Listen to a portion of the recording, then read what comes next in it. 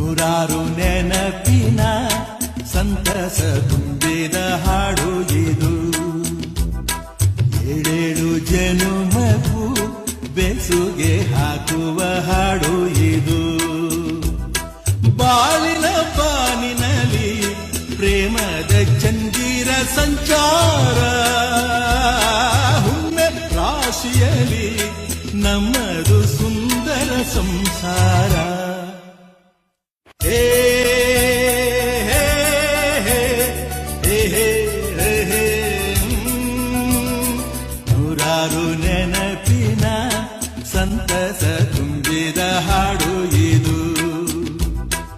ಏಳೇಳು ಜನು